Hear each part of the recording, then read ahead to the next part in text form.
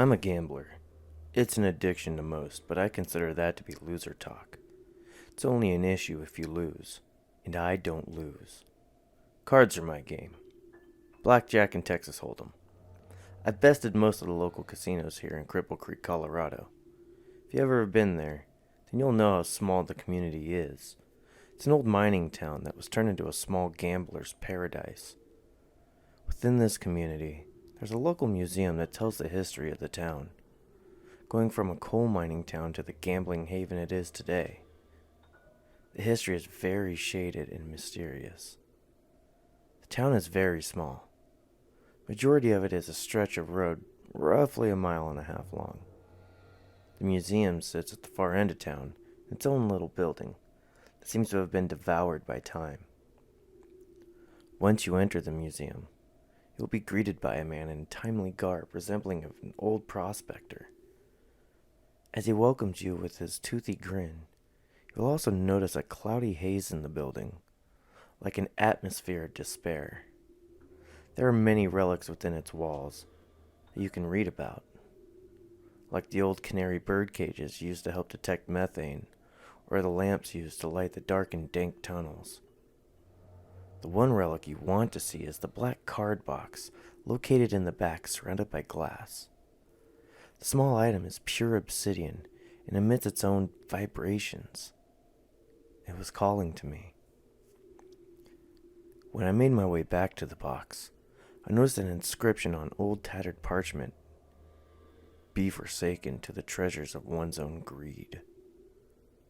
One hell of an anti-gambling PSA. I noticed more writing on the bottom of the parchment. Play me and win. You will be granted mass fortune beyond all time itself. But if you lose, you shall be damned to all pain and suffering. What is this crock of shit? I thought to myself. Thought of untold wealth sounded too good to be true. I went to ask the attendant about the little black box, but he was nowhere to be seen. Turned my attention back to the glass case, and the box was gone. That kind of weirded me out, so I decided to leave that old dingy establishment. As I corralled myself back to the main strip, I noticed all the lights were out. The casinos don't close. Ever. And as I pass by windows, I still see patrons at tables and slot machines, but something was off.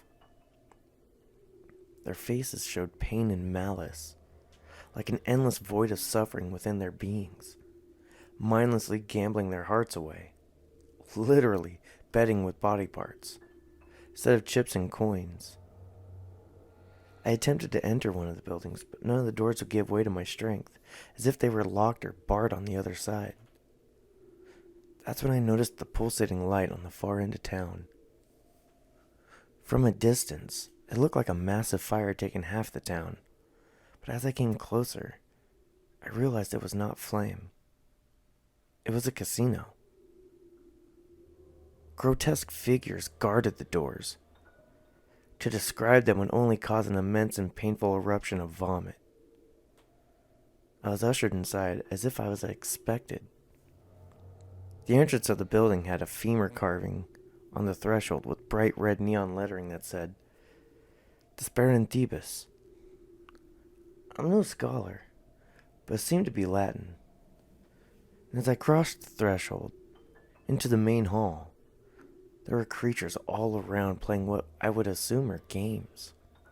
Not like the normal ones you get at casinos. No. These were horrendous. Bodies splayed on a rack, betting on life and death, dealings of demise. I thought to myself, this must be hell. Once I gathered myself, I was greeted by a large beast of a man.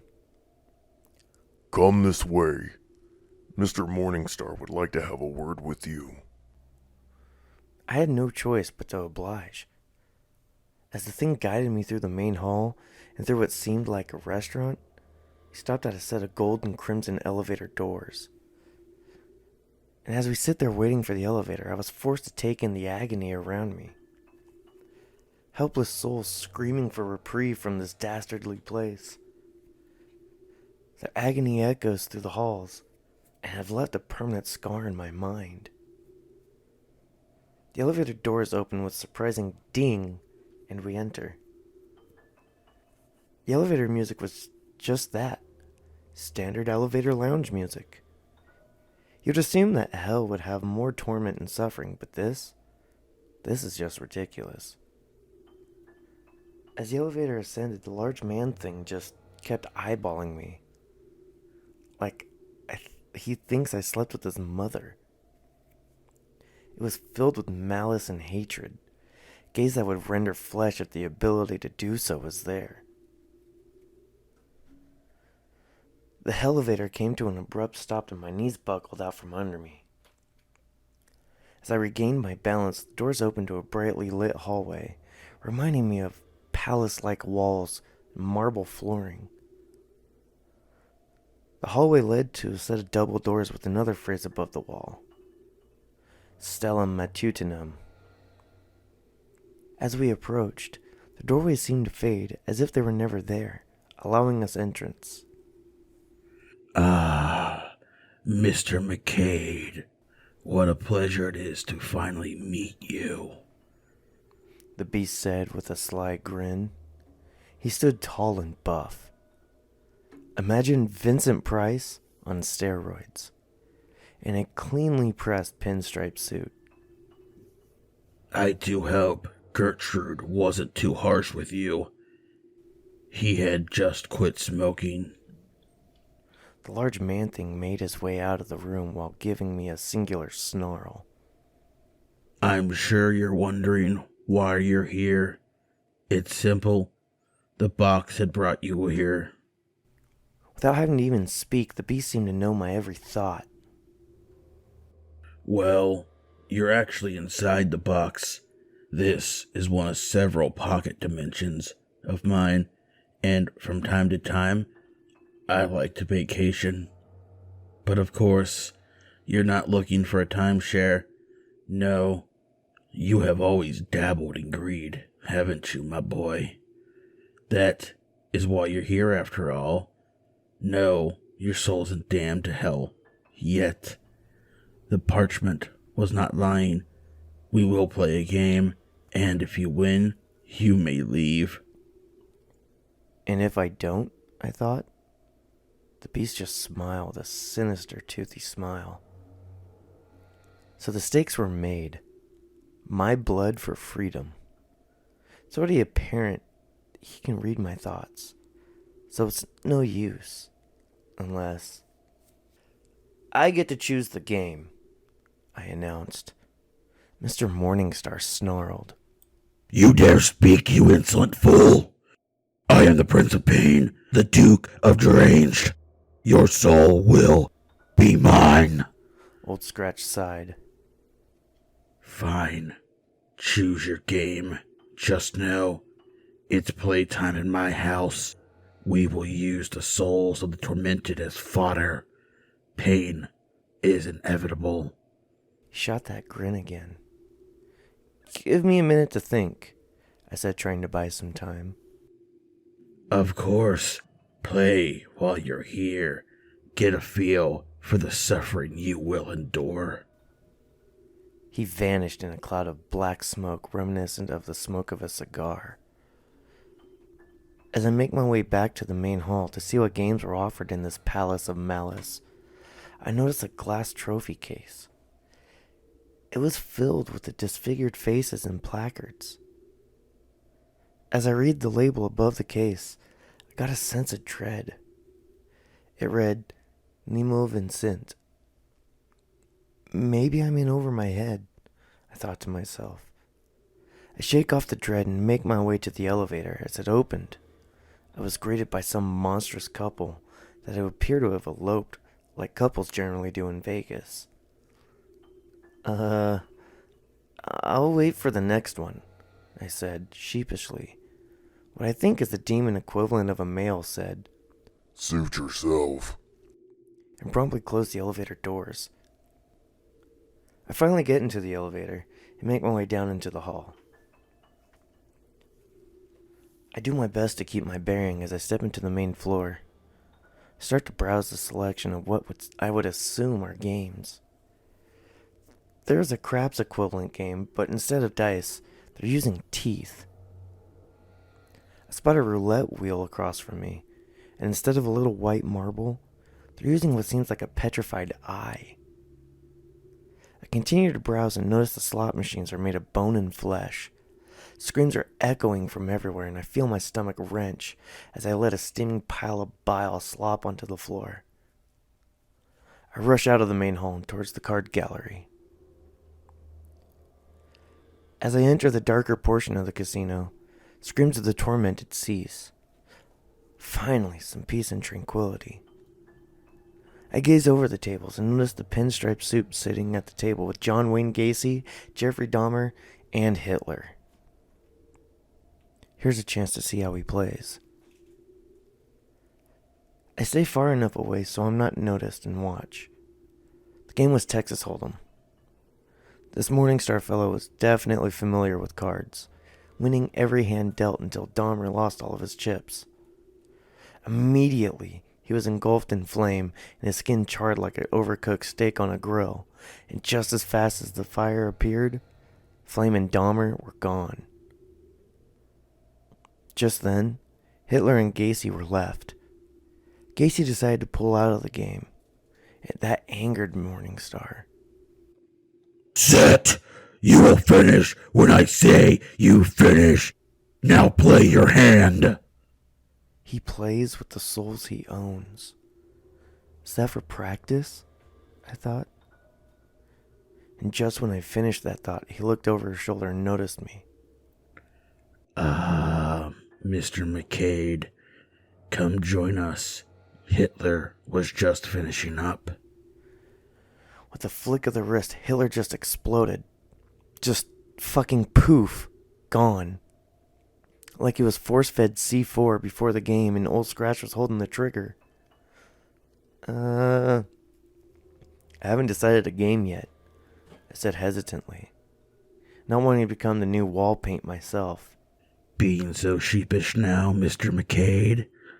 Tisk, tisk, tisk. You didn't seem so sheepish when you were ruining the lives of those around you. The family you have ruined due to your excessive gambling. No care in the world but for your own selfish wants.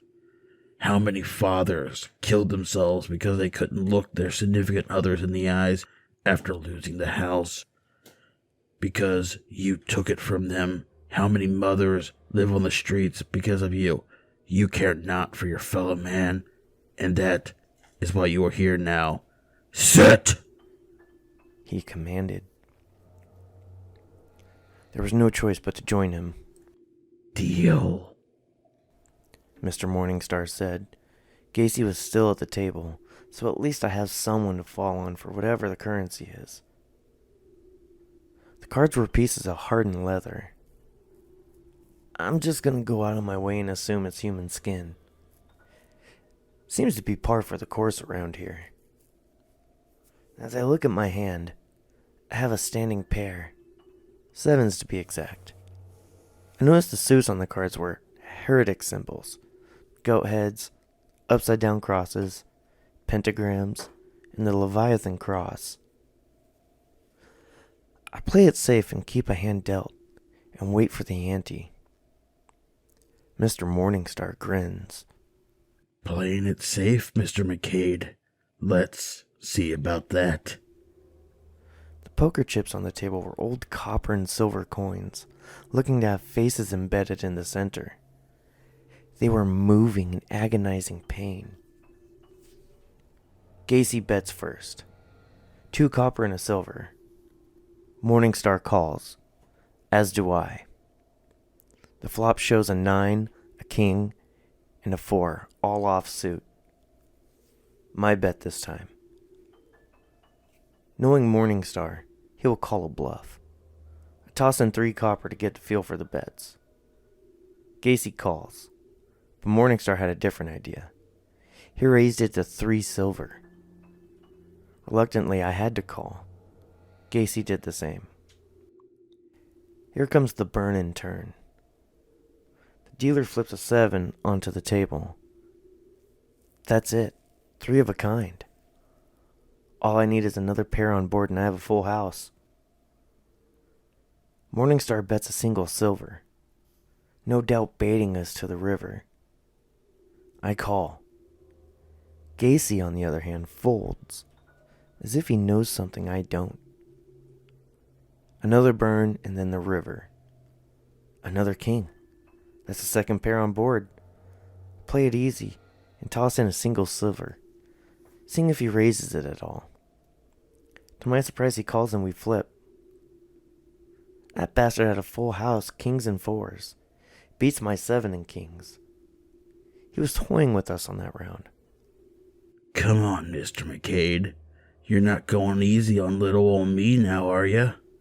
Whatever this beast is trying to pull, I won't let it. Deal the cards, I said sternly.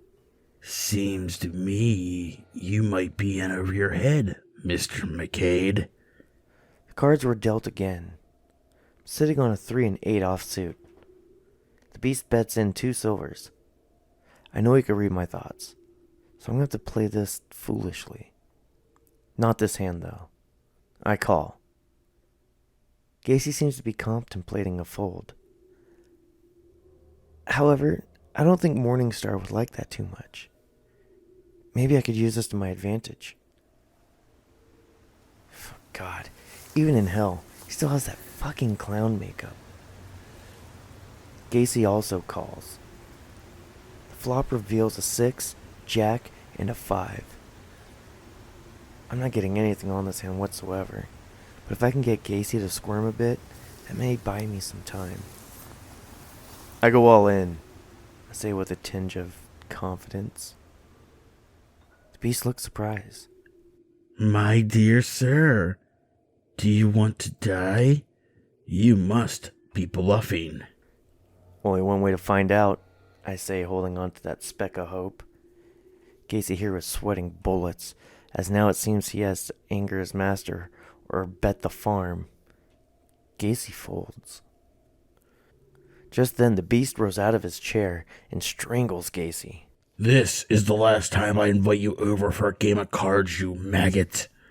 And just then, Gacy started to melt into the beast's hands, and within an instant he became a puddle of clown makeup, what I can imagine as being a milkshake of innards.